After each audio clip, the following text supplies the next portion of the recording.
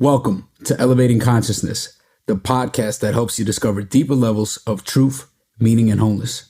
I'm your host, Artem, and our guest today is an ex-marketing executive and solopreneur. After experiencing an existential crisis, he left the corporate world and founded Sloww, a digital knowledge base and community which shares insights into the art of living for students of life. He's an interdisciplinary dot collector and synthesizer who creates in-depth book summaries, ebooks, and a wisdom-packed weekly newsletter. His work integrates slow living with meaning, purpose, money mastery, transformational learning, and human development. The breadth, depth, and consistency of the content he produces are a rarity in today's 3-second world. Kowalski, welcome to the show. Thanks for having me, Artem. Glad to be here.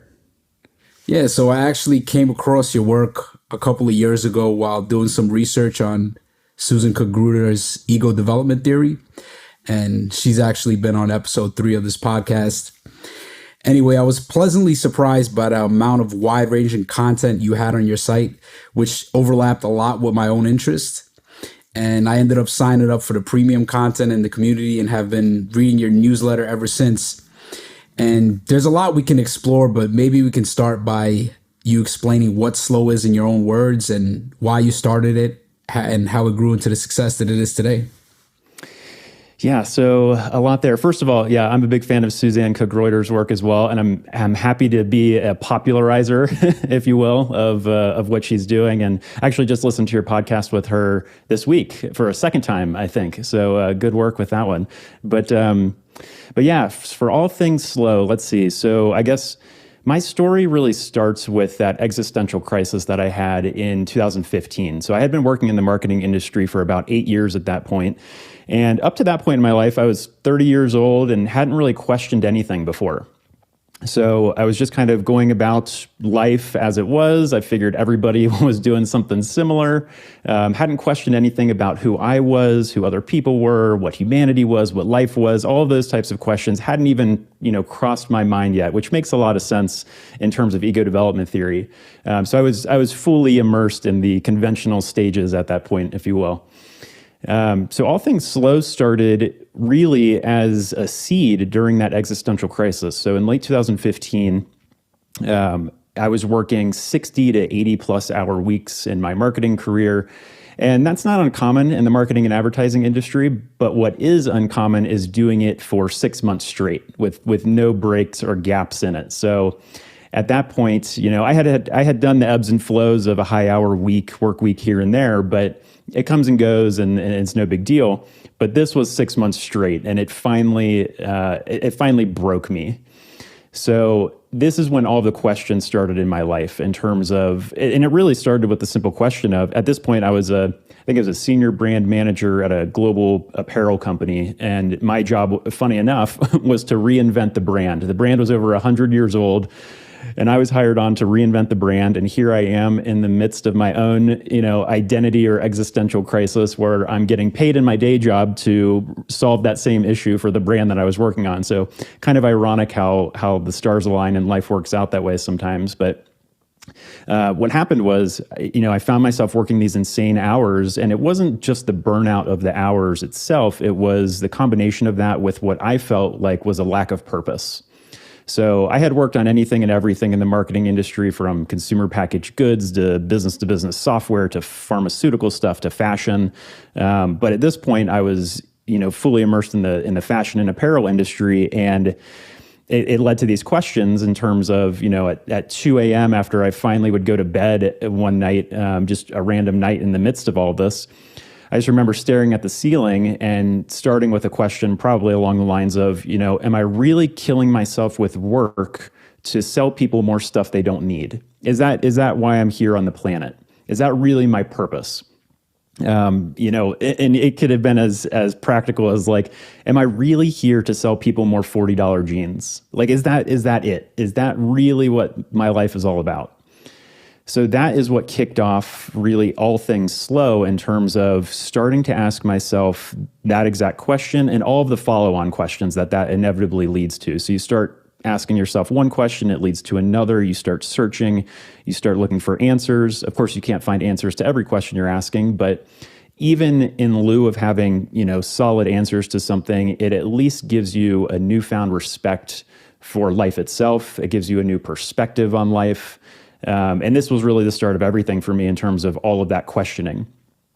In terms of how Sloww got started, it really started by discovering all things intentional living. So I use intentional living as like this umbrella concept that encapsulates things like slow living, simple living, minimalism, decluttering, even like financial independence and lifestyle design, I include in this umbrella of intentional living. And it might sound funny to a lot of people, but for me, this was like this amazing epiphany and aha moment of I had no idea that people on planet Earth were living like this. I assumed everybody was just living the way I was living in Western culture, which was lifestyle inflation, get the house, get the bigger house, get the car, get the faster car, get the job, get the better job, make more money, the whole rinse and repeat hedonic adaptation or hedonic treadmill thing of, you just keep doing this and it's just kind of an unquestioned thing. The whole, nowadays, I guess how it's described as the American dream or keeping up with the Joneses. But I hadn't questioned anything before this. And I just assumed that the way that I was living was the way that everyone else was living. But what intentional living did for me, and particularly slow living, because keep in mind, the 60 to 80 hour work weeks was just me being a busyaholic, workaholic, the whole glorification of busy endemic that's going on right now. I was totally just immersed in that. So for me, slow living was like this antidote, right? It was like a cure to this busyness that I had found myself in terms of just constant work. Or I know you've also talked to Andrew Taggart on your podcast recently, and that's a great episode as well. But he has a concept called total work. And that's where, he proposes this idea that we've somehow pursued this socialization and conditioning now where it's almost like humans are born to work. It's like the ultimate end all be all of the purpose of humanity. Everything revolves around work. And that really resonated with me when I came across it because that's exactly what I had been doing. I was a total worker. And it took me a long time to realize that. But discovering intentional living was the seed of Sloww. It's why Sloww was named Sloww in the first place, was because I had discovered the slow movement and slow living. These days, it's evolved so much that now I like to say that Sloww is an acronym for synthesizing lots of worldly wisdom.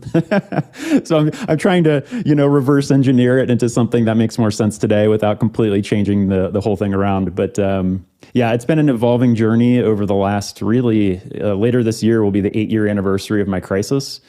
So that's what kicked it all off and how it came to be in the first place.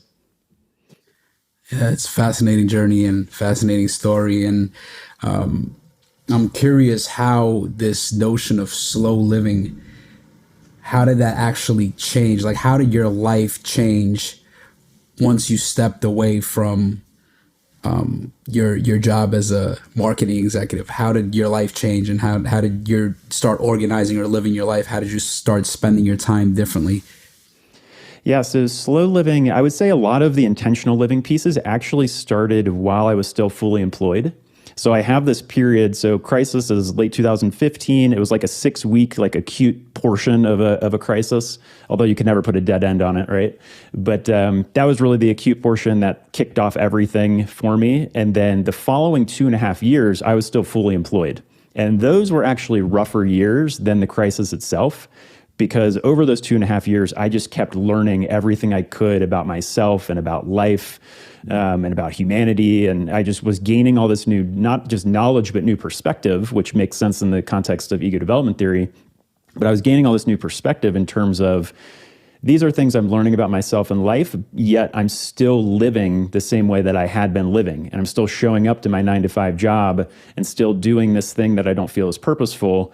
And that was what I call an increasing period of cognitive dissonance until it reached a breaking point in mid-2018 and something had to give. But in terms of the intentional living and slow living pieces, those were things that I started to adopt as soon as I discovered them. So in 2016 and 17, while I was still fully employed, in my free time, I would experiment with things like decluttering. And I even did like Marie Kondo's thing. And I discovered digital minimalism. This was like pre-Cal Newport writing the book on digital minimalism. The very first post on the Sloww website was in mid-2017, and it was about digital minimalism. So I was trying to adopt all of these things really as like a cure or antidote for the life that I had been living. So the way that I like to think about it is in terms of people have an idea of what minimalism is or simple living even, and how it relates to your physical things or your stuff, your built environment around you. What slow living is it's kind of an underappreciated or under well-known concept because it is kind of the equivalent of the time aspect of your life. So you've got simple living on one hand, which is about your things, and then you've got slow living on the other hand, which is about your time. And both of them are about your relationship with those things, right? So you have your relationship with your space and your relationship with your time. Or another way to describe it is a relationship with your space, like your actual environment, and then a relationship with your pace of life. So those are kind of just quick hand ways to remember both sides of the coin. But I kind of consider them two sides of one coin of intentional living, where you've got both aspects that you can look at. And once you start thinking about your relationship to time and busyness and why we all feel like we're so busy, it's really an eye-opening thing that leads to more questions in terms of why am I so busy in the first place? What is driving this busyness?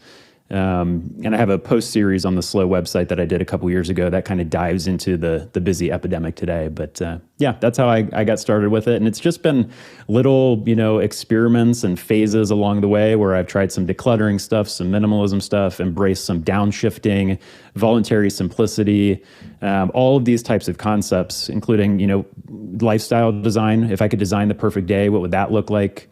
All of these types of things have kind of factored into little pieces of the intentional living journey along the way. Yeah, I'm actually curious about if you were to design your perfect day, what would that look like? It actually looks exactly how it currently looks, and it took years, right, to even realize this, that the whole dream of sipping cocktails on a beach isn't for me.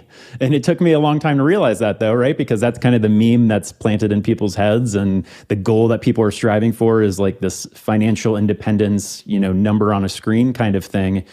But for me, it's like I don't even think about retirement. Retirement isn't something that I want to do. I want to just keep living how I'm living as long as possible and then just make money as a byproduct of that. But it always comes with meaning first, right? So meaning before money, purpose before profit, self-development before business development. That's kind of the ethos of what I've adopted.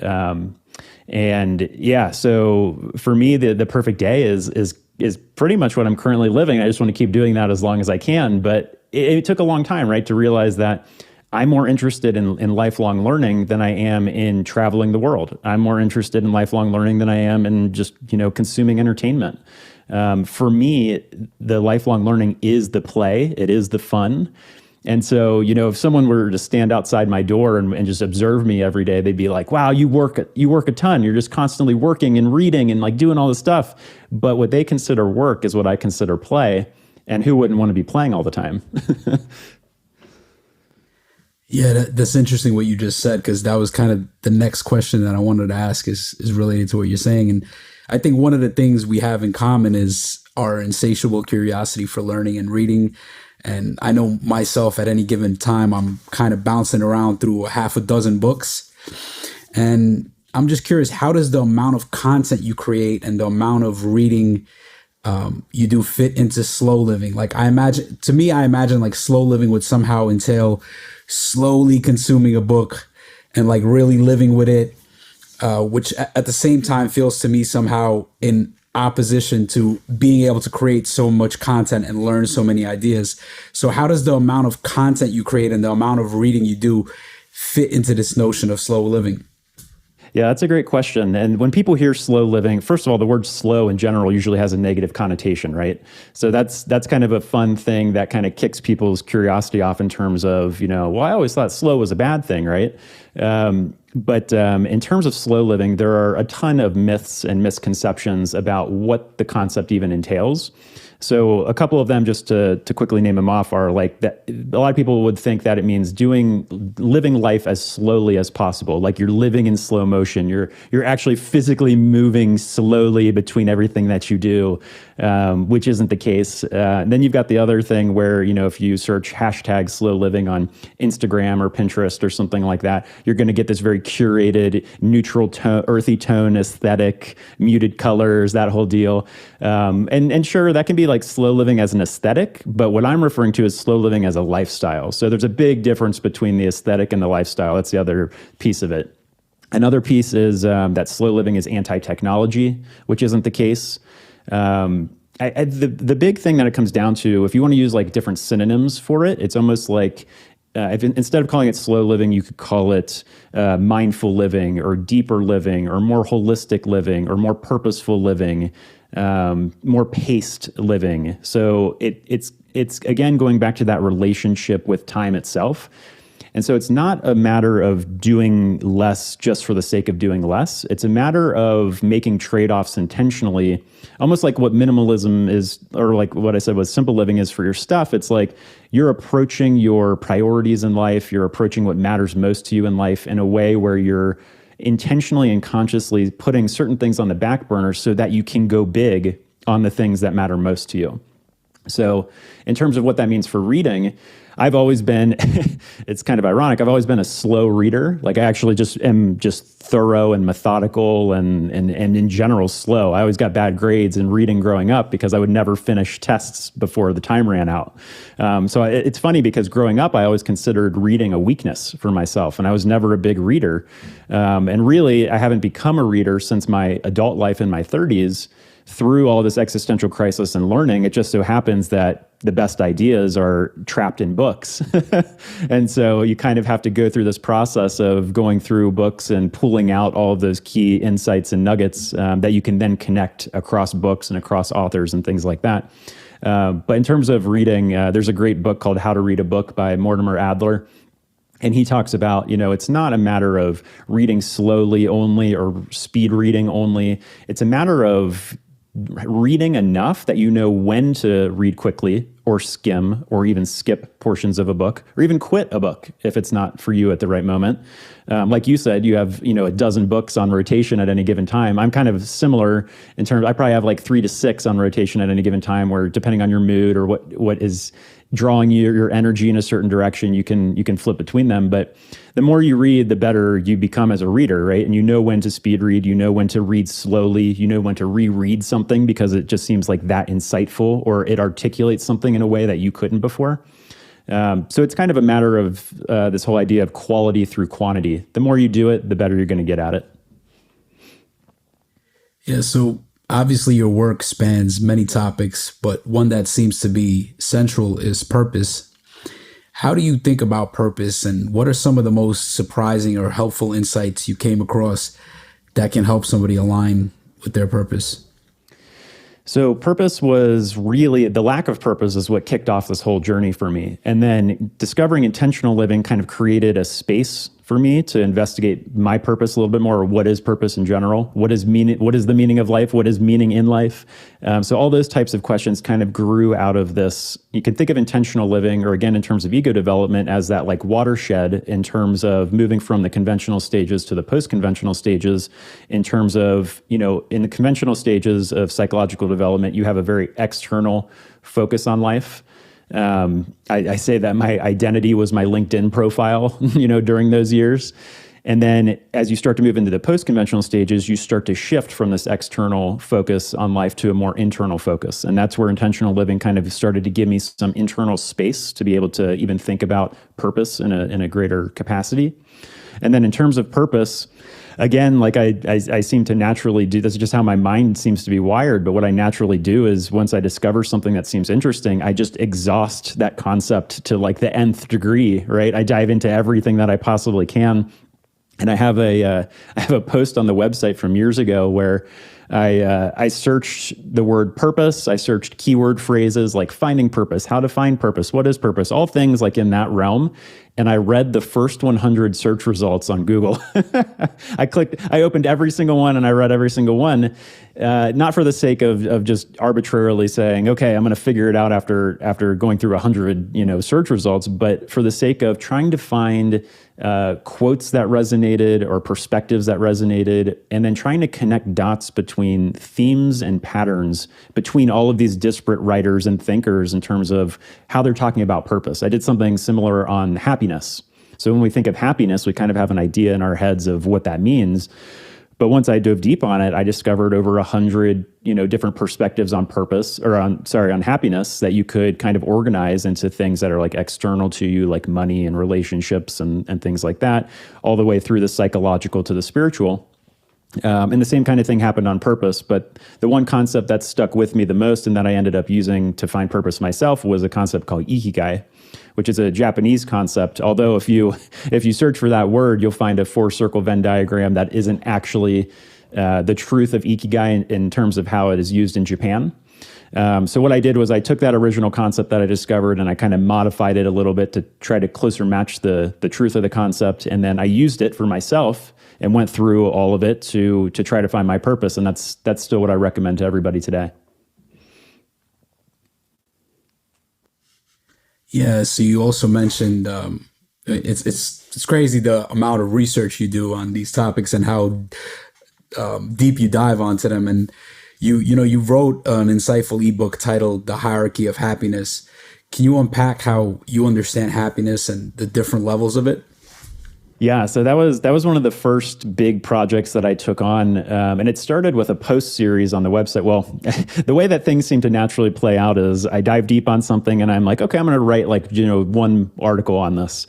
And then depending on how deep I go and how much I find, it's like, okay, it's not one article. It actually needs to be 3 articles and like a post series kind of thing. And then in some cases, it goes even further and it's like, okay, this kind of needs to be even bigger into like an ebook or something. So I just turned it into a free ebook that anybody can download when they go to the Sloww website. But it's funny now, if I were to write that same ebook today, I would probably call it the holarchy of happiness, because since then I've learned about Ken Wilber's theories and Arthur Kessler's holons and holarchy and things like that. Because when people think of a hierarchy, like Maslow's hierarchy of needs, they think you go from, one level to another and you leave that prior level behind. But of course, as we know, after diving into Suzanne Cook-Reuter's work and Wilber's work and other similar ones, I mean, even Maslow's hierarchy should be renamed Maslow's holarchy of needs, right? Because you never leave the prior stage behind. It's always a transcend and include, or what Wilber calls development is envelopment,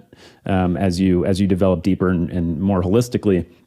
But in terms of how the ebook played out at the time, I took over 100 different perspectives on happiness and tried to just organize them thematically into a way that kind of makes sense. And at the time, I mean, you can probably tell if you read the ebook, I didn't even have the map or the language of psychological development theories, right? This was pre-learning about ego development. This was maybe the only person that I had come across at that point was Maslow. So I hadn't even learned about Ken Wilber or Robert Keegan or anybody else in the field of adult development, really.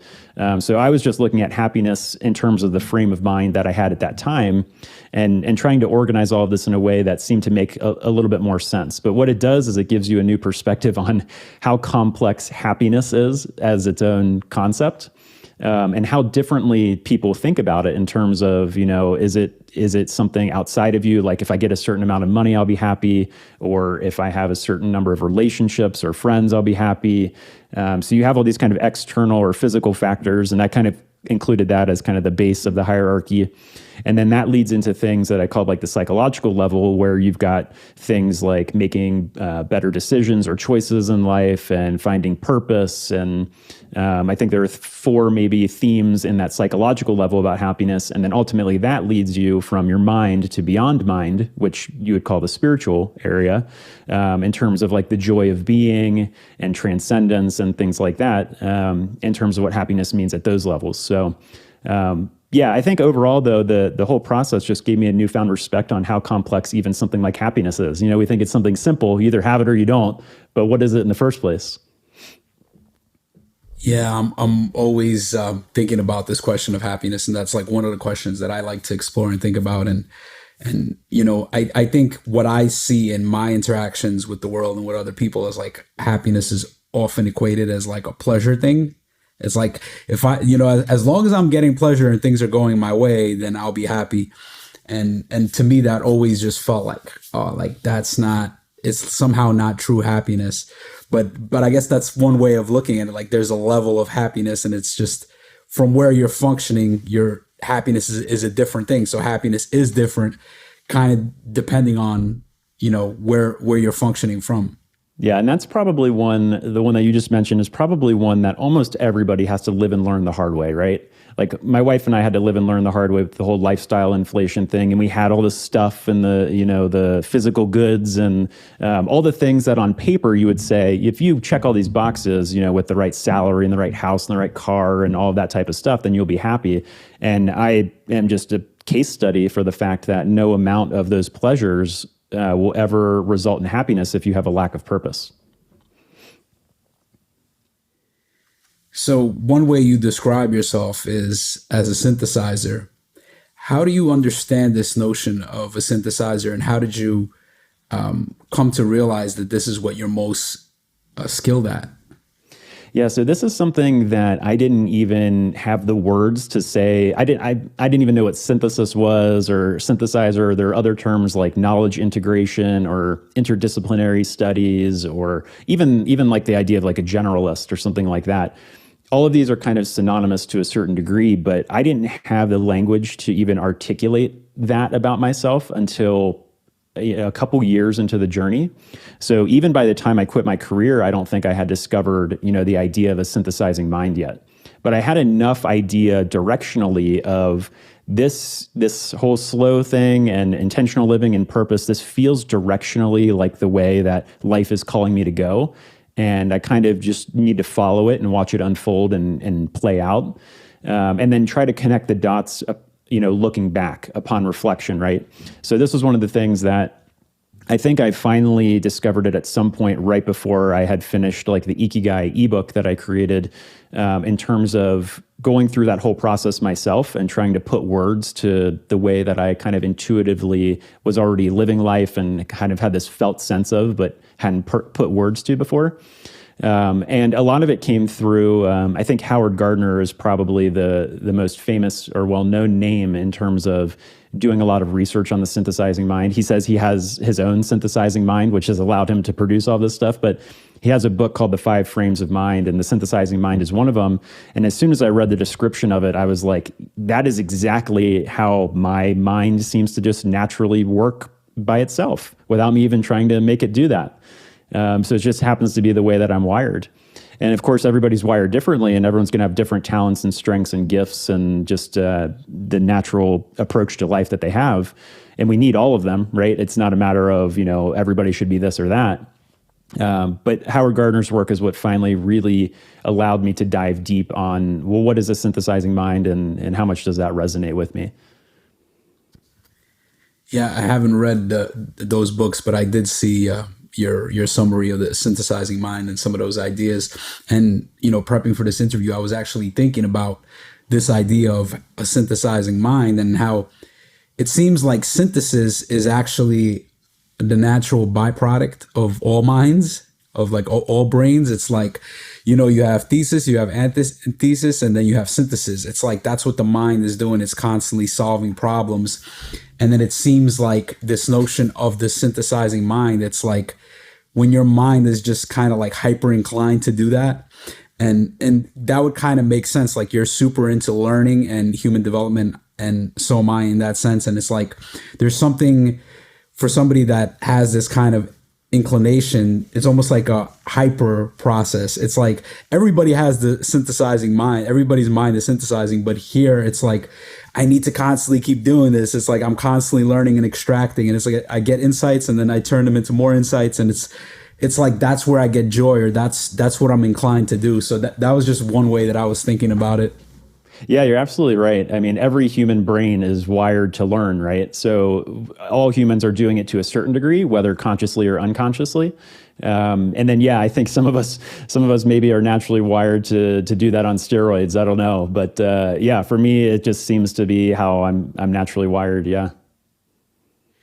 Yeah. So we spoke a little bit about this, but how do you decide what to read, and how do you structure your reading and learning? What does that process look like for you?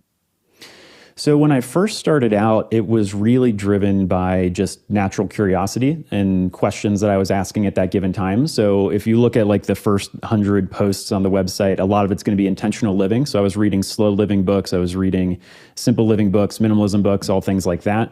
That shifted into what I call slow stage 2, which is all the life purpose stuff. So that's where I was reading like Man's Search for Meaning and Eckhart Tolle's A New Earth and Let Your Life Speak by Parker Palmer, and trying to figure out, what are the different approaches to life purpose? How do I even start thinking about life purpose and how I could find my own?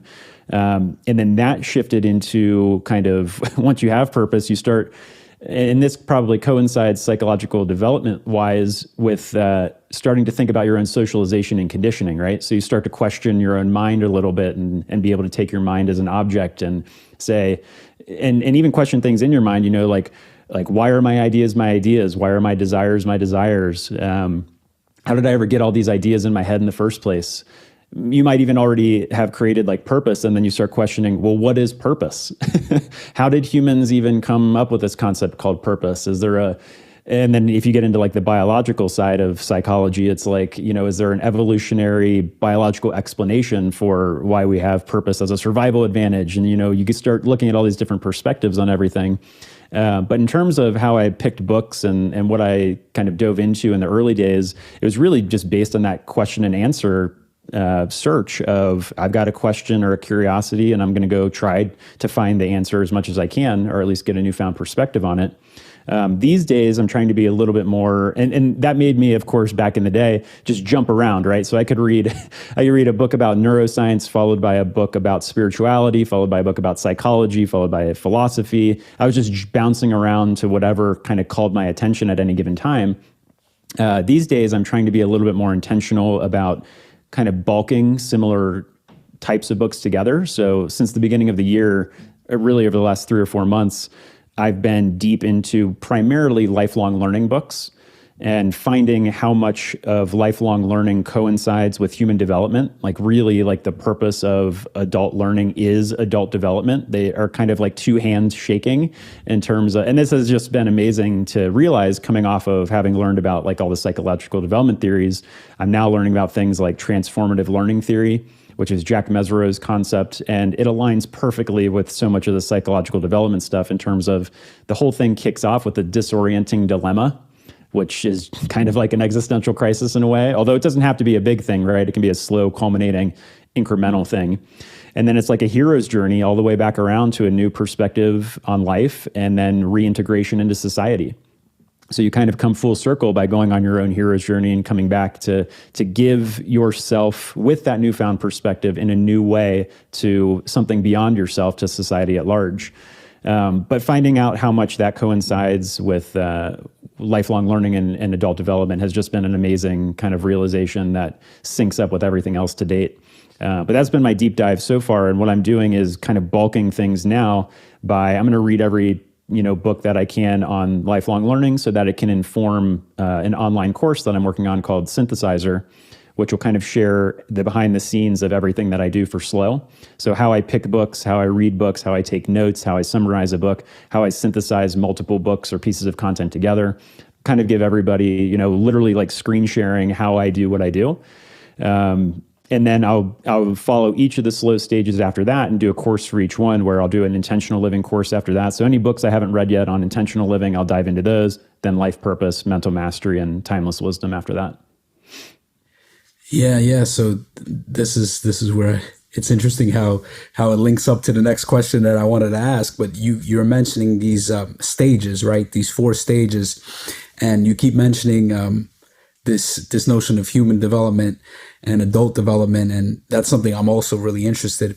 So for me, it almost seems like what you're creating in Sloww is almost like your own theory of adult development, your own theory of human development, and you kind of call it the art of living, and you kind of have these 4 stages. So I'm curious, what the way you came up with this was through your own process of like, okay, these are the questions I have. This is kind of the stage I'm at. Then I kind of figured out this. Then I'm going on to the next stage. And then, okay, like based on my experience, these seem to be like 4 central stages. And then, yeah, like maybe you could unpack those 4 stages and kind of how you put that process together. Cause I'm really fascinated with how people create their own models of human development. Yeah, you're exactly right. And I guess the first thing I'll preface this with is that not everybody may go through these stages in the same way that I present them. This is just how I've kind of, uniquely gone through it in my own way. But someone might already be on board with intentional living, right? Or they might already feel like they have purpose, but not the intentional living piece. So this is just a way that kind of illustrates in a simple way the way that I feel like my journey has evolved to date. But it is interesting, though, how much it seems to align with other human development theories like ego development theory, at least in terms of some of the big key points and questions and blind spots and things like that at each of the stages.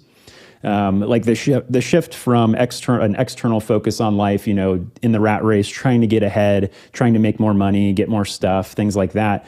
All that external focus shifting to an internal focus, to a more intentional living type of thing, that kind of aligns, really nicely with the watershed of ego development theory and moving into those post-conventional stages. But for me, I think this was probably, I don't know, I should probably go back and check this, but I'm assuming, let's just say like 250 posts into the website, a couple years into the website or something.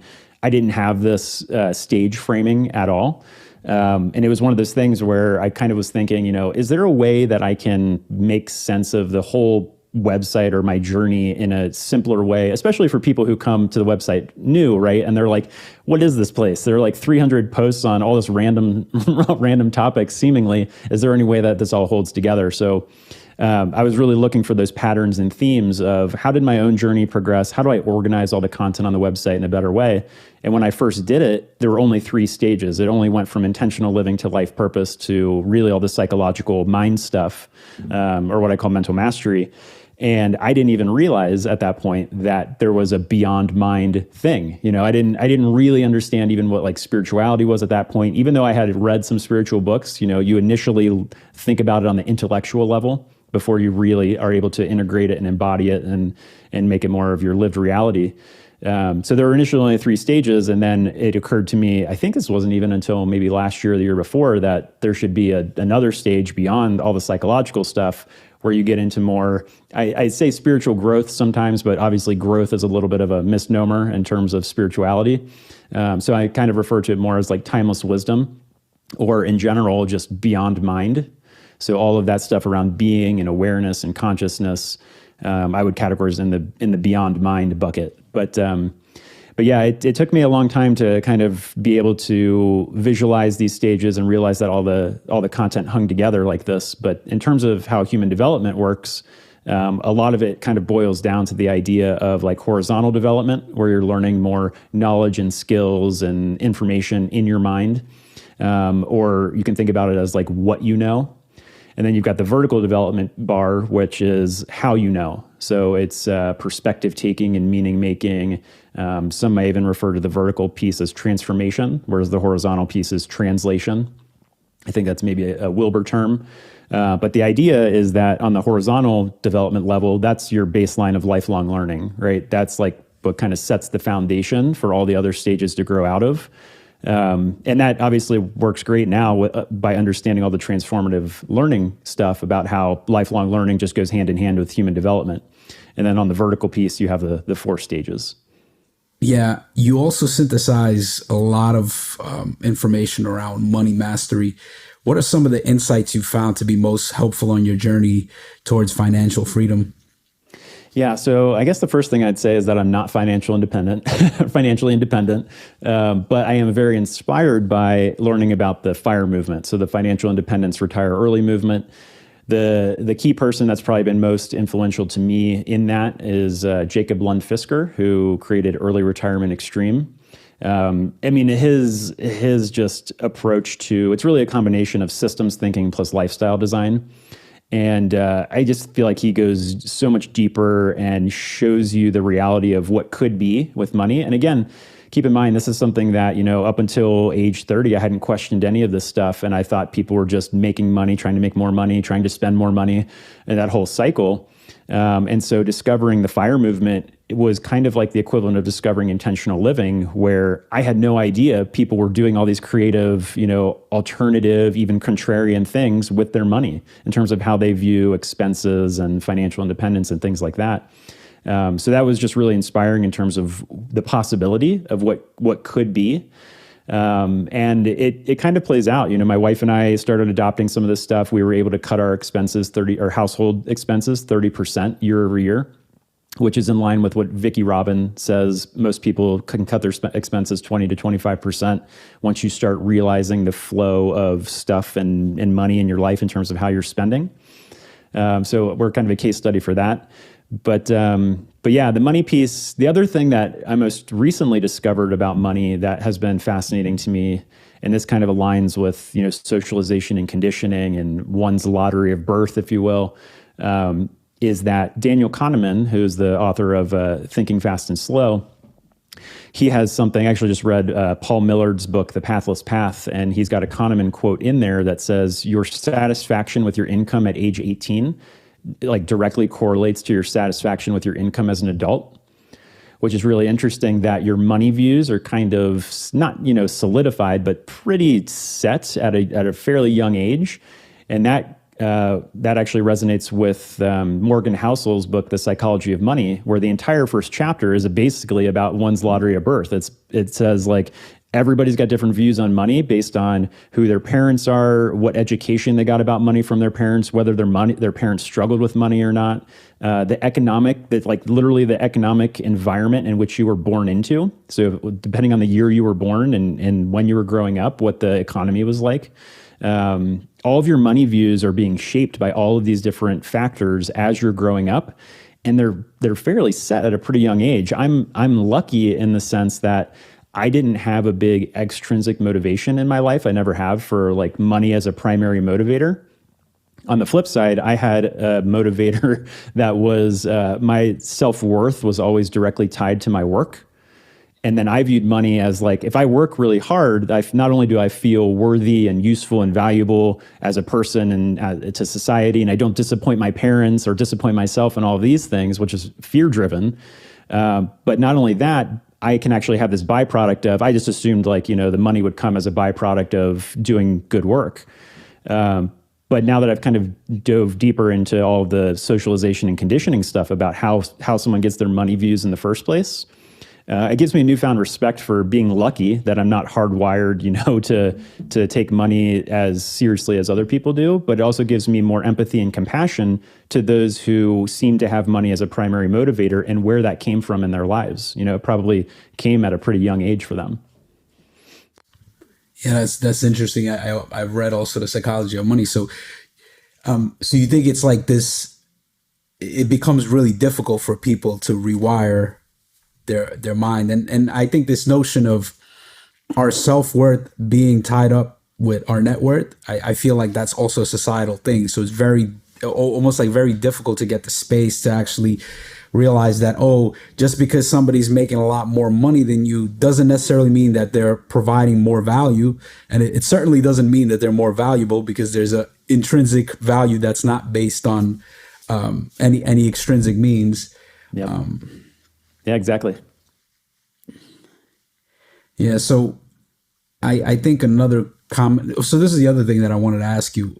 What did you end up cutting down on? Because you said that you reduced, and that's fascinating to be able to reduce the amount of money you spend by 20 to 30%. What were the things that you ended up cutting down on?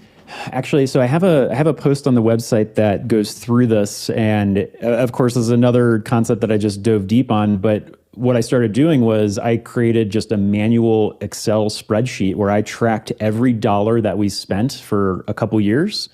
You can use programs, like Mint, or there's one called Personal Capital, which I think is now called Empower. I'm sure there are a bunch of others, but there's a way to more automatically do this than a manual process. But the reason I did it manually was because I wanted to categorize exactly where every dollar we spent for a year went, and have the insight of, does that seem reasonable? Does it not? How much are we spending on food and alcohol? How much are we spending on entertainment? How much are we spending on clothing and personal healthcare things?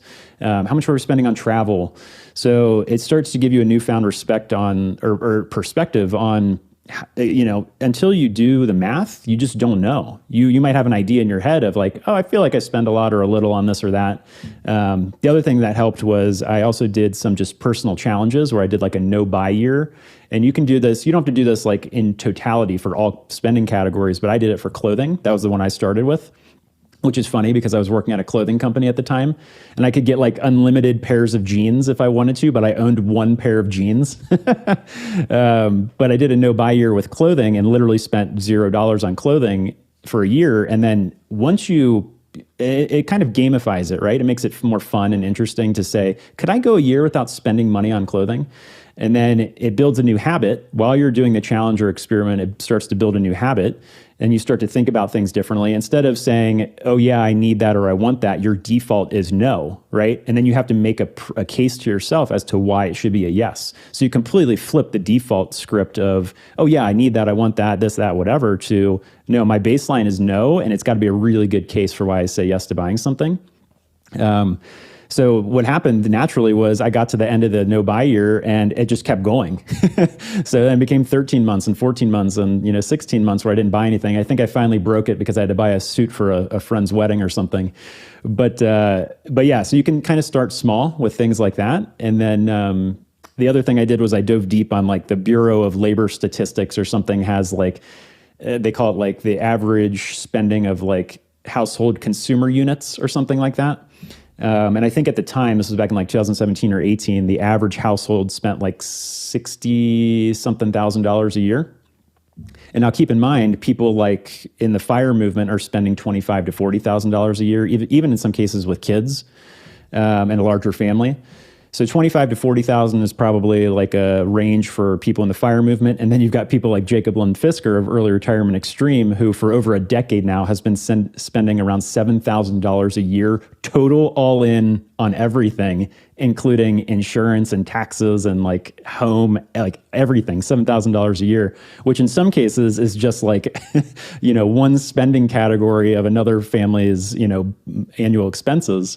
But being able to compare our household expenses to like the average consumer spending unit or whatever opened my eyes to where are we overspending, where are we underspending. Like it kind of gave you a baseline for comparison and being able to judge some things that way. But in that post on the website, I kind of outline the big areas where we were over the average and where we cut the most. But for me personally, clothing was just one that was just, that's saving a couple $1,000s a year right there. Yeah. You need to send me the link to this post. This is really interesting. I want to put it in the show notes, and I also want to read it because that's fascinating. And I don't know about those people spending 25 to 40K a year with kids. They're definitely not living in New York, but that's impressive. That's really impressive, regardless of where you're at. Yeah. And no matter what it is, right? I mean, any amount of reduction, like a 20 to 30% reduction can be a big chunk of money saved. Another one that we did, I don't know why this just randomly occurred to me. We changed our phone plan we were spending like $2,000 a year, close to $2,000 a year or something on our 2 lines of our phone plan. We cut that down. We now use like a prepaid phone plan, and it's like $300 a year per person. So like in a day, we just made a new decision that saved us $1,500 to $2,000 per year. So there's stuff like that. And like the prepaid phone plans run on the big networks and the service is still fine. We even live in a fairly remote location of New Mexico now, and it's not really a big deal. So there's things like that where you can just kind of hack these things and you can just try new things over time. And then it all adds up over the course of years, right? Yeah. You're in New Mexico. I think that's where Andrew Taggart is at also. Oh, yeah? If I'm not mistaken. Yeah, so you guys could link up. Oh, nice. Yeah. Yeah.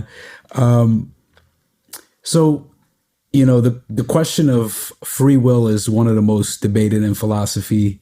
And it seems like it's one that you're really immersed in yourself, and you've done a lot of synthesizing around that. What do you think are some of the useful ways to think about free will? How do you think about it? Yeah, so let's go from money to free will. Let's see. So in terms of free will, I guess the first thing I would say is, this isn't something that I just woke up one day and was like, I'm going to debunk free will, right? It was like a convergence or confluence of all of these different things happening at the same time for me. And this all happened last year. So this is going on about a year now where all this stuff has kind of been marinating and coming together. But it was the confluence of what were really three different things. And I call the convergence of all these three different things my holy shit moment. And the reason I call it that is because this was bigger than an epiphany or an aha moment or a light bulb moment or whatever you want to call it. This was like, oh, wow, like in terms of like what people call consilience, which is like different disciplines coming together on the same conclusion independently. It was like these three things independently at the same time in my life were all pointing at the same thing and like, pay attention to this kind of thing. So in terms of what those three things were for me, the first was all things conceptual. So this goes back to the level of your mind and your psychology, but I had discovered the lottery of birth concept at this point. We can go into that or circle back to it if you want, but that was a big thing for me that was happening. At the same time, I had read Sam Harris's book, Free Will, which is a short little read, but does include some very simple thought experiments. So again, this is stuff you're thinking about. You're intellectually like thinking about these things, right? You're using logic and reason and trying to make sense of these different thought experiments. So all of this stuff was happening on the conceptual level for me. It was stuff that was marinating, stuff I was thinking about. So that's the first piece, was the conceptual. The second piece is what I call the experiential. So your lived experience of life and reality. And for me, this really is about psychological development. So at this point in my psychological development, I was at the point of at least being able to initially be able to take my mind as object, kind of see the inner workings of how my mind was working, how my thoughts were working, how my ego or identity was working. And that really gave me a newfound perspective on, well, if I'm not if I'm able to observe that, then, and if I have awareness of that, then that's not fundamentally me, right? So what does that mean? And the same kind of thing happened with the lottery of birth stuff. I dissected my own lottery of birth and realized, oh, I didn't choose or control my nature, my nurture, all these things that shape the brain and mind that I end up with. I call that the strangest thing in life, which is the idea that you had 0% responsibility or control or choice over the brain and mind that you were dealt through just your birth and your conditioning and your socialization. Yet at some point in life, it's like a boiling of the frog in terms of like your own mind, where at some point it's flips, right? For everybody, where you had zero, I think everybody would say, or well, actually I've had some conversations where people aren't on board with this, but at least for me, the realization was I was not responsible for who my parents were, where I was born, the birth order that I had, my genetics, all these things, the education that my parents chose for me. Like, I didn't have any choice or control in any of those things, yet those shaped the brain and mind that I ended up with. And at some point, we flipped from being 0% responsible to thinking we're now 100% solely and individually and separate self responsible for whatever brain or mind we got through the lottery of birth. So all of this stuff was kind of happening for me at the same time.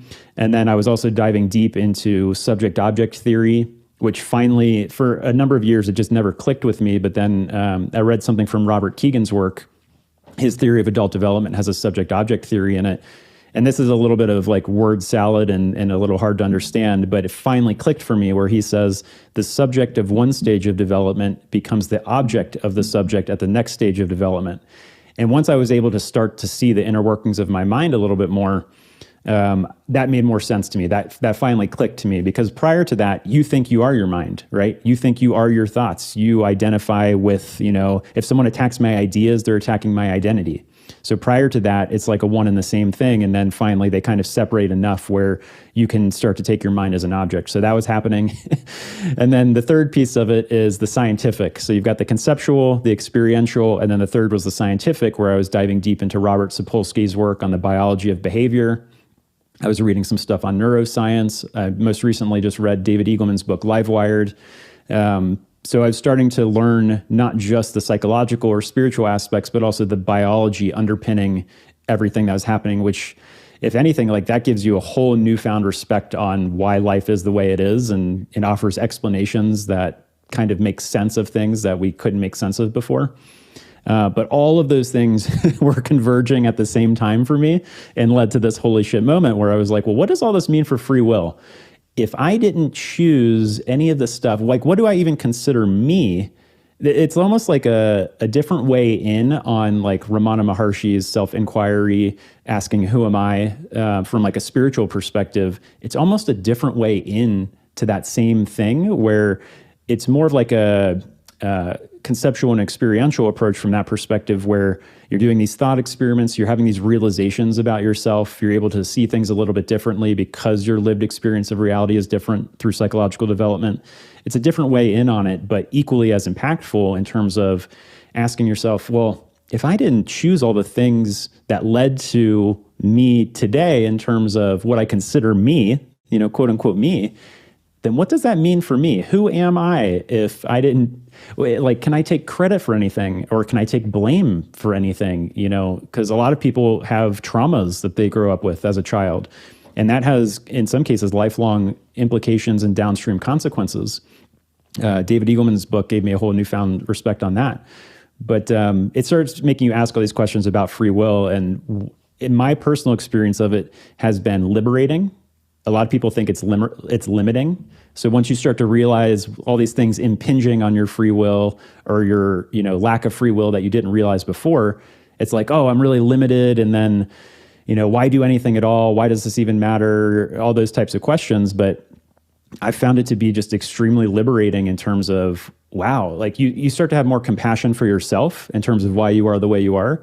And of course, that translates interpersonally to how you interact with others. But the big thing about free will that people think is that it's like a belief that you hold in your mind. And what I've realized is that can lead you down, self-destructive paths or societally destructive paths. If you're just operating and acting or behaving based on a belief in your head, that is completely different than the lived reality or experience of the realization, the understanding, the seeing clearly of how life just seems to be working. So there's a huge difference there. It's not a belief that you hold in your head. The other piece is that a lot of people immediately go with free will to this like false dichotomy of, well, it's got to be free will or determinism. It's one or the other, right? And what I kind of have at least initially seen through this experience is that that's actually a false dichotomy. Determinism may be proven wrong, and even deterministic systems are unpredictable after a certain amount of time.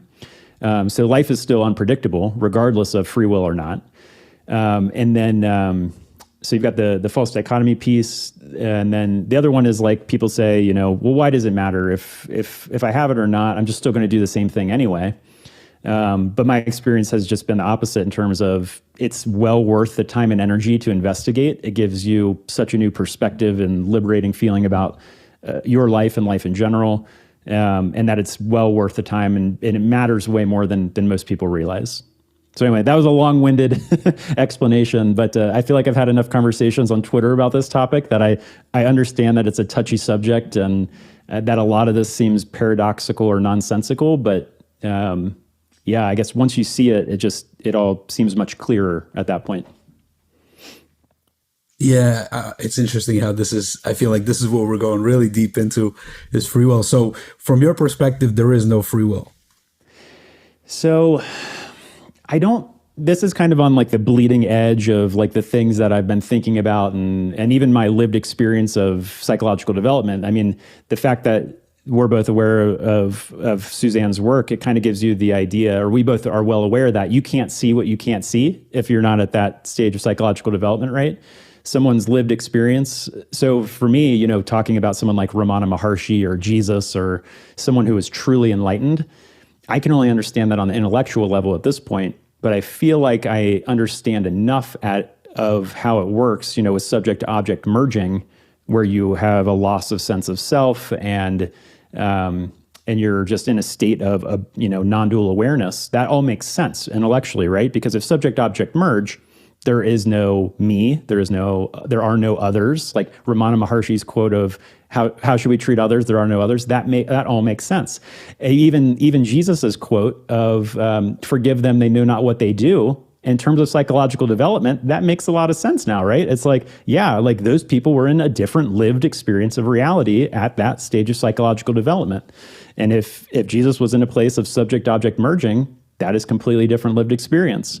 But in terms of no free will, once you get to that spiritual side with Ramana Maharshi, he says, ask yourself who that question even arises to. So to whom does the question, do I have free will, even arise? And then, of course, that just leads you down the direct path of self-inquiry and all of that. But one subject-object merge, there's no one to ask the question. There's no one to answer the question. It's all one and the same. So from that perspective, there's certainly no free will. Actually, someone that you should have on the podcast, I'm not sure if you're familiar with them. I just came across this guy's work. His name's Nicholas Latanzio, and he's working on a metaphysics called non-dual empiricism and embodied non-duality. I just did a synthesis on the site of it, but his work is really interesting, and because it aligns with so much of this current thinking that I'm going down in terms of, he says, on the non-dual level, there is no free will. But on the dual relative level, you've got your role that you're playing, but you now realize that you're playing your role. He kind of has this idea of you don't just stop at non-duality, you return to your role in life and you kind of act out your role, but it's not you living life, right? It's this idea that life is living you. Or what Ramana Maharshi says is like, God is the one doing all of it, you're the instrument through which God lives. So, we could probably talk about this all day, but what I'm going to do eventually, Robert Sapolsky has his book on free will coming out in October. I'm going to read that the day it comes out. And then after that, I think what I'm going to do, because I now I've somehow accumulated over 20 posts on the website about the lottery of birth and free will and all these kind of adjacent concepts. I'm going to turn all of those into an ebook after I read Sapolsky's book and kind of articulate my thoughts on everything at that point and ground it in my own lived experience, right? Because that's the big difference. That's how you don't get trapped in something like aboutism in ego development theory, where you're just intellectually just stewing on all this stuff. It's like, oh no, this stuff resonates because it is my lived reality, right? So. Yeah. I'm glad I questioned you more on that, because I like what you said. Depending on from where you're at, from what perspective you're looking at it, that's why I like to say that, to me, free will is a paradox. In my own experience, I started to have this like years ago where I was just like, I think free will is an illusion, and then I would really be like kind of entrenched in that view. And it wouldn't be, it never was like nihilistic for me. It wasn't like, oh, now life is meaningful. It was also liberating, but then it would switch up, and then it would like, oh no, actually, when I would look at how I'm living my life, it actually feels like I do have free will. And it feels like I actually believe that there is free will based on how I'm operating, based on, oh, there's something to lose and there's something to gain. So when you talk about, and then, you brought in Ramana Maharshi and the fundamental inquiry question of who am I, which me and Andrew also were speaking about. And it's like, that is the question of free will, because once you dive deeply enough into the question of who am I, then even this question of free will dissolves. Yeah, and that's exactly it. And of course, so on one hand, you've got the spiritual side, right? And the Maharshi self-inquiry piece, and that is a certain path that you can go down. But equally important, I think, is the psychological and intellectual side, which can point you in that direction, at least. And once you get to that point of being able to take your mind as an object a little bit more, or at least see like the inner workings of how you're working to a certain degree, that is equally powerful, I feel like, because you're starting to get some of the insights, or at least those initial glimpses into questioning all your socialization conditioning. How did I ever become me in the first place? When did I become me? I can't think of a single point in my life where I'm like, okay, yeah, at this age or this level of psychological development or whatever, now I'm me, kind of thing. So you have that boiling of the frog, but I agree with you in terms of none of this to me, when people hear this initially, or I have conversations with people about it, they say, oh, you must be, really nihilistic or fatalistic or believe in predetermination or determinism or all these things. And I'm like, none of those things have ever applied, actually. Like, I've never been fatalistic. I don't believe things are predetermined or see evidence for that. It's almost like life is happening and unfolding. And, it's like that idea that you're a wave in the ocean. You're not this separate thing from it, and the wave is happening. And instead of trying to control the wave, you're flowing as the wave or surfing the wave or whatever. but life is playing out, right? I feel like life is probably as surprised as we are as to however life unfolds or happens. Yeah, so there's actually so many topics that you talk about, and like when I we were emailing back and forth, but I really appreciate the curation of Sloww and like the books you end up reading and synthesizing and the ideas you talk about. There's a lot of overlap between what I'm reading and what I'm interested in. And you've been doing, and what I really like is you have so many different layers of, like the 4 levels, and taking it from something that's like very pragmatic in this world. How do I synthesize? How do I learn? How do I create? How do I master money? How do I think about purpose, happiness, which is kind of going deeper. And then really you've done a lot of synthesis on like these books and spirituality. So you're clearly very interested in that. I haven't heard you talk about psychedelics, so I'm curious, is that not something that's come into your world, something you haven't experienced with? I just wanted to bring that up because I noticed that there's like, I look at people's work and it's like, oh, there's so much overlap here. And then it's like, oh, I actually talk a lot about psychedelics, but I notice he hasn't really mentioned that. So I'm curious, Yeah, I'm glad you brought that up, because after having listened to a few of your podcasts, I know that has been an important piece of your journey. And I've had a couple of people ask me about that. And so I guess it's like a 3-part answer that I'll give. The first piece is, one, having now gone through all this lottery of birth stuff and just realizing how grateful and lucky I am to have gotten the random lottery ticket that I got. I'm lucky in the sense that I didn't have a lot of childhood trauma growing up and things like that I feel like I have to do a lot of healing from. Of course, I've got shadow work and I've got fears and I've got all of these, things that I've discovered over time in terms of, we've talked about self-worth being tied to my work and all the downsides of that, and untangling identity from job title and fear of disappointing myself and others and like all those types of things. But in terms of like using psychedelics from a healing perspective, I should first of all say that I'm a big believer in all the research that's being done right now in terms of what like healing powers psychedelics can have for people. I just don't feel like I have needed them from a healing perspective, but I'm totally on board with other people using them from a healing perspective. And it seems amazing, the healing properties and powers that they have. The next piece of it is the kind of the flip side of the healing piece, or if you look at like Maslow, you've got like the deficiency needs and then the growth needs. So then the other side of it is like my wonder if psychedelics are a doorway to something that is otherwise inaccessible. So in terms of how the brain works, how the mind works, I've done enough research on them that I understand, quieting the default mode network and how, you can access different pathways and things like that. My question has always been, are those things that are otherwise inaccessible from a sober state or placebo effect or waking consciousness or deep meditative states or things like that? Like, is it something that is unique to psychedelics that cannot be accessed otherwise? And I would love your thoughts on that. That's kind of the second piece for me, because that's what could be convincing for me to give them a try.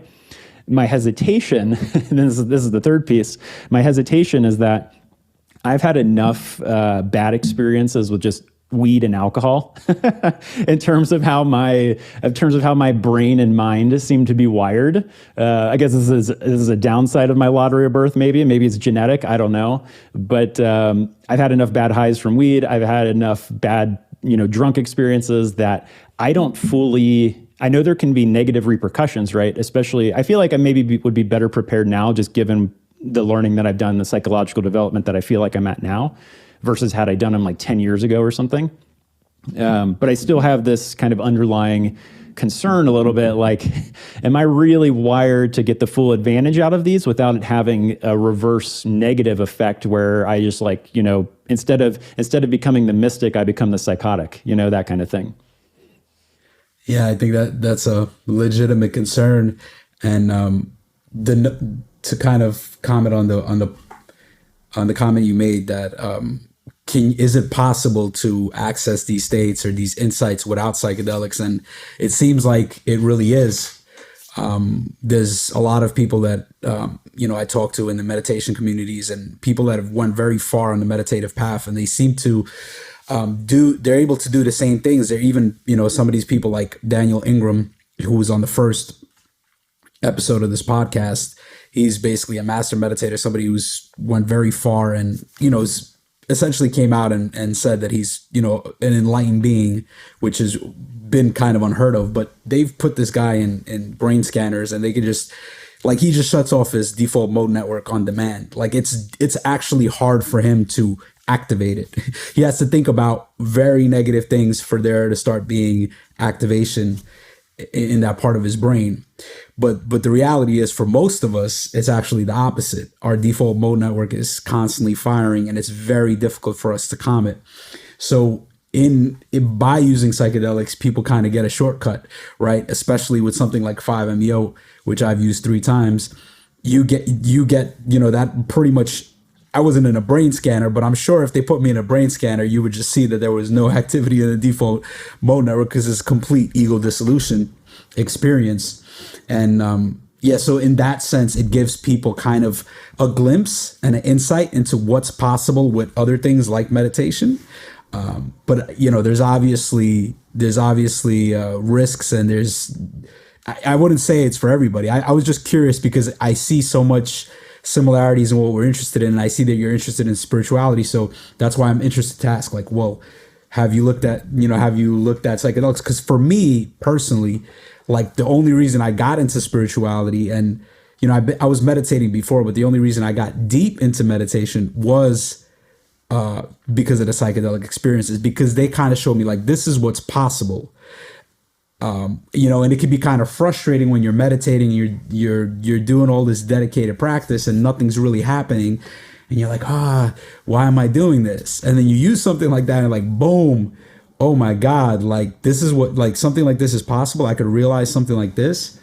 So that's kind of been my experience, but yeah, I'm glad you asked. And I had a feeling that it might come up, and it's just an amazing thing, right? That was kind of like your on-ramp to some of the spirituality stuff. Whereas for me, it was like all of the learning and the psychology and philosophy stuff is what led me to spiritual. So it's like you have all these on-ramps of mind to beyond mind, but they all kind of are pointing in the same direction, and you can take any on-ramp that feels right to you in any given moment. I certainly haven't ruled them out. Maybe you can be a guide for me in the right direction on that front in the future. But yeah, I think they can be a powerful catalyst for people. I guess, how do you feel in terms of like Ken Wilber's, like, waking up, like growing up, cleaning up, things like that? Do you feel like psychedelics are a catalyst for waking up that then needs to be integrated in the growing up portion, like from a psychological development perspective? Yeah. So for me, I do see that there's these 2 elements that psychedelics have with the waking up and growing up, and you could use psychedelics for healing. And I've experienced that. I've experienced, on ayahuasca, like, releasing trauma, just literally, like, it just coming out of my body and my body shaking, involuntary, right? And I've had another guy on this podcast, Saj Razvi, and he's a trauma therapist, and he does, he uses cannabis and ketamine mostly, but mushrooms also, but mostly ketamine and cannabis. And on his website, he has a bunch of videos of people with PTSD using cannabis and then going through a therapy process with him or one of his clinicians, and, like, shaking, literally, like, the trauma coming out of their body, releasing it. So there's definitely that element that it can help people go through blockages.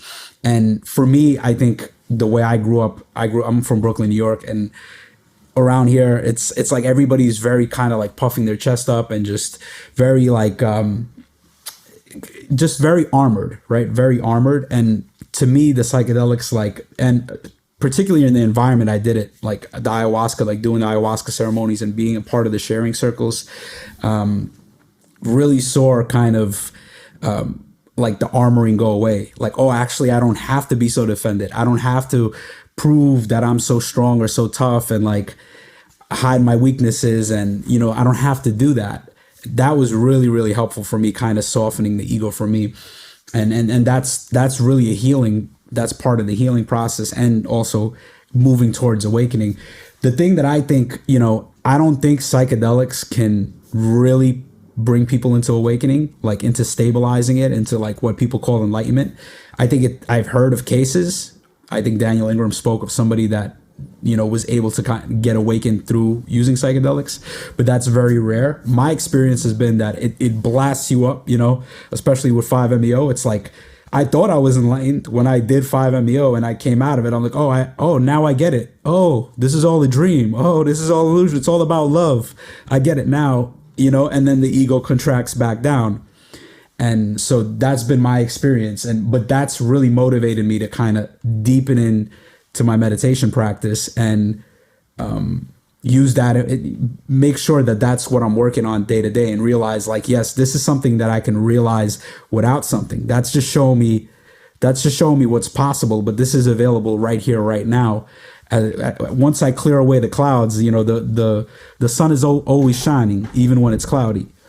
So I hope you don't mind me acting as podcast host for a couple questions. No, this is great. I'm very curious about it. That's the other piece, is finding someone trustworthy to get the set and setting right.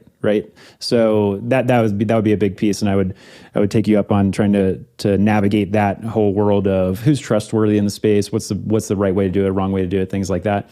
My other question for you around this is in terms of, do you feel like it's taking it back to like the biological aspect of what's happening in the brain and in the body when you're doing them? Because do you view it as like a gateway or glimpse into truth, or do you view it as like, oh, this is like another way the brain can operate? Does that make sense? So instead of like your default mode network and like normal waking consciousness, it's like, okay, when you ingest this and it does this in your brain, it correlates to these changes in psychology. And yeah, you're having a very real experience and glimpsing some things that you maybe couldn't otherwise glimpse or hadn't glimpsed before. But would you call that truth or just a different experience of lived reality? I don't know if I would call it truth, but the way that I think about it is that when people have a mystical experience, one of the factors of what makes a mystical experience is that, oh, this is actually realer than whatever I'm experiencing, like whatever I was usually experiencing in my day-to-day life. That is a dream. This is far more real. And what's crazy about that is I actually don't know if it's possible to have a mystical experience and to just throw it away. Oh yeah, that was just hallucination. And people that haven't had those kind of experience tend to say, oh, that's the way they would look at it. Like, oh, that's just a hallucination. Who's to say that's more real? And that's a reasonable thing to say. But the thing is, if you actually yourself had the experience, I think it would be impossible for a person who had a mystical experience to say that, oh, that was just a brain state. That was just another experience. It's like, no, it is an experience, but there's something in that experience that is pointing to, that's getting us closer to truth. That's bringing us closer to that. When you have the ego dissolving experience, you recognize, well, what is here when the ego is not here? You recognize, oh, there's everything. There's boundless energy and there's no separation. There's no division. Oh, this is what underlies our experience. But then when the ego comes back, it's like, oh, now there's this perception of things being separate. So you could kind of say, well, you never really know what's true. You never really know if this is simulation or not. But the point is, how it seems to impact people is when you do have that experience, you can't deny it. It's undeniable. I have not spoke to anybody that did 5-MeO DMT and can just throw it away and just say that, oh, that's, that was just another experience, that it doesn't matter. It tends to be that real, that it's like, this is realer than whatever I'm usually experiencing. Yeah, that makes a lot of sense. Yeah, I might be sold on it now. You may have sold me on it. The other thing I think of is, this is not related to psychedelics, but Jill Bolte Taylor, who had the left hemisphere brain stroke and kind of, recorded what happened as she lost function, like she lost language, she lost sense of self, things like that. And she was basically just shifted to her entire still functioning right brain hemisphere in terms of a feeling of oneness, bliss. Of course, she was completely non-functional in the world, right? And this also makes me think of like Ramana Maharshi, who was in such a, I go to him because I don't know if I've heard from almost anybody else where the subject-object merging happened so intensely that he almost forgot he had a body. He would physically like move through space time to like walk somewhere, get somewhere, and he would have no recollection of how his body got somewhere. He would have like insects and rodents that would like eat away at his flesh, but not have any like care or concern for it. Like he just didn't know it was even happening. And then he ultimately ended up dying because he had, I think, a tumor in one of his arms that I think he initially got care for, but then decided to just let it go. And people were like, well, why don't you get care? And he's like, why are you so attached to this body? Just let it go, kind of thing. So yeah, it's interesting when you think about like that lived experience in terms of psychological development, where he was literally experiencing reality from, and then Jill Bolte Taylor's experience from when like your biology goes wrong in terms of like a stroke, and what that experience can be like. And she describes it as like, it's unsettling for a lot of people to know that everything they know about, their name, all of the details about their life and who they are and things like that is just in this small batch of neurons in your left brain hemisphere. And that can get wiped out. And then, it's a total loss of self-experience, not the way you would want it. But it's interesting to connect the biological aspects to all of it as well. Yeah, I like that you brought up Jill Bolte Taylor and her experience, and she has this amazing TED Talk, where she brings out a brain and she talks about this experience of like having this stroke, and she didn't need psychedelics, but she experienced it in this way. But I think it's pointing to the same thing. It's pointing to this ego dissolution, and it's pointing to, and then Romana's experience, and then you're also kind of pointing to the fact that you kind of need an ego. You need some sense of spatial boundaries. You need some sense of where you begin and where you end to function in this world. But it's kind of there's a deeper level of truth of this is just how. So to me, it's like this is how we're perceiving this is how boundless energy is bounding for us to have this experience. So yeah, you reminded me of, I think it's a Sunru Suzuki quote or something where he says something. Suzuki, yep. Yeah, it says something along the lines of, someone asked him, how much ego do we need? And his response was something like, just enough to not step in front of a bus or something like that. But it is interesting once you start thinking about these things in terms of, I've even been diving into this, backtracks a little bit to the free will stuff, but it all connects, right? Because it's all one interconnected experience of life and reality, right? So everything connects to everything else in some way. It's just a matter of seeing it. Actually, I don't even remember where I was going with that. So I guess sometimes it doesn't connect. Yeah, I like that quote, and I appreciate you kind of flipping the tables and asking me some questions and kind of hanging around this spirituality, psychedelics, free will space that we've been hanging around. I've really enjoyed that. Yeah. Oh, I think I remember what I was going to say. The idea of, this whole idea of transcend and include in psychological development and Wilber's work, or even Suzanne's work, where, what does that mean from a sense of the ego, right? Because if we talk about subject and object merging, that really, you would think, gets into almost like a transcend but not include kind of thing, where it's so unitive. It's there, right? It's a conscious union. It's holistic. It's integrated, but it's so merged that there's no separation. There's no sense of separation, and that seems different to me. And I guess that's why Suzanne also describes it as like almost beyond post-conventional, as transcendent, like truly transcendent, where it's something that's different from all the prior stages combined. It's like where Jed McKenna talks about like, the difference between a caterpillar and a butterfly, and you just don't get it until you're a butterfly. Because the whole game just kind of changes when subject and object merge. So that's something that I've just been thinking about a little bit more in terms of like, is it transcend and include? Is it that from the perspective of you still have access to all prior stages and you still have access to your role or your ego as you should want to use it in the world and things like that? But your lived experience of reality it's at least, not attached to that version of yourself. So I don't know. That's just some stuff that I've been thinking about. Yeah. The last podcast, and it's probably I just spoke to this guy 2 weeks ago, Frank Yang. And he's also a person that's kind of come out and said like, yes, I've completed the 4-state path model, the Theravada Buddhist 4-path model, which is similar to Daniel Ingram. And he's like, yeah, like this is I'm enlightened. Basically, that's what he's saying. And he speaks about his experience, and he's still functioning and he's still doing things. But he talks, in that interview, we speak about how, things have changed for him. And Daniel Ingram also speaks about it's like one of the ways that he described it is like there's perceiving, right? There's perceiving, but there's no sense of a perceiver.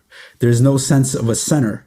And most of us have this sense of like, I'm here, like, and this sense of I'm here kind of falls away, and it's a sense of perceiving. But I can't, say more on that. But I think this whole notion of transcend and include is like, there's still levels, right? There's still a sense of duality. There's still higher and lower.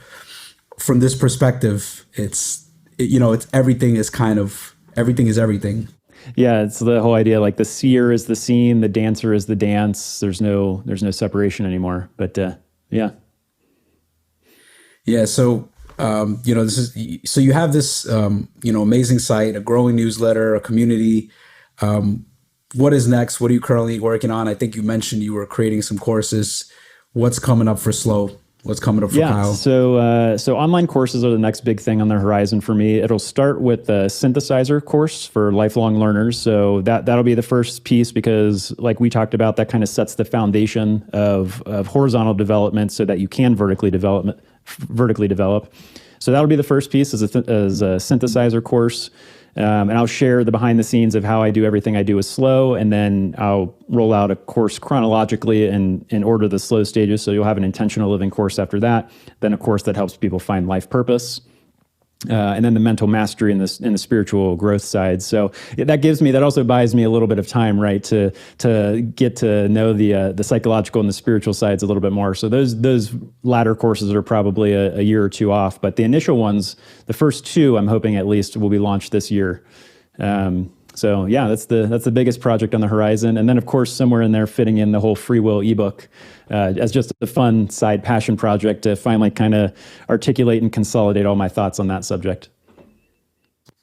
Yeah, Kyle, I really appreciate the work you're doing. I've been following you for some years, and I'm really happy we finally got to have this conversation. And yeah, just appreciate what you're doing. I'm going to keep following you and staying connected. And I wanted to also mention, like, your summaries, your book summaries, really, I also started doing book summaries because, I read a lot and I would do a lot of notes. And then I'm doing all these notes, and I would upload the notes on my website. But then I started seeing how you do your book summaries, and I'm like, this is amazing. Like, the way that I've never seen anybody do it that way, because you actually, people usually just reiterate what somebody else writes, and you would take their actual words and quote them, but just organize it in a way that made sense to you. And in that way, you were teaching the lessons or the ideas from the book. So I really appreciate that. And that's something that I took from you. So if anybody ever sees my book summaries, they know that I got that from you. Oh, nice. Yeah, the reason I do that is because I don't know how this occurred to me, but I use the author's actual words. So that way I'm not playing the telephone game with myself and with other people, right? Because if I'm reading the words of an author and then filtering them through my own mind and then spitting that out, then you're actually just reading, my lens on the author's words versus the author's words itself. So I wanted to remove myself as the middleman from the equation, or my mind from the equation. However, what I do is I thematically organize all of the quotes into key themes that I see from the book. So instead of organizing it by like the author's chapters, I almost never organize it by the author's actual chapters, because so much of a book is repetition. What I try to do is just thematically organize things into, here are the quotes that are around this key point or this key theme. And then the beauty of it's just like the quote that no man steps in a river twice, because it's not the same river and you're not the same man. It's just like no one steps in the same book twice, because your mind isn't the same mind and it's therefore not the same book. So by saving the author's actual words, and this has happened to me a dozen times, especially with spiritual books, like I read A New Earth like 5 years ago, maybe, from Eckhart Tolle. And I just revisited some of my notes from that, but it's almost like reading a completely different book, because now I finally am starting to be able to understand what he actually means when he says some of that stuff versus how I thought I understood it at that time. So it gives you the ability to revisit the actual author's words in the future from a new mind that you have at that point, without having to go through your own telephone game of taking notes in your own words. So, yeah, Kyle, it's been a wide-ranging interview, and we spoke about a lot of things. We've dived into slow living, purpose, happiness, money, synthesizing, learning, free will, spirituality, psychedelics, book summaries, reading, a lot of stuff. So I really hope people enjoy this as much as I did. And yeah, thanks a lot for coming on to the show, man. Yeah, thanks for having me. Let's do it again, and keep up the good work. I mentioned to you in an email that your guest list that you're racking up is exactly the type of people that I would want to talk to if I ever had a podcast. So yeah, congrats on the podcast and keep up the good work. Yeah, thanks a lot. Take care. Thanks for having me.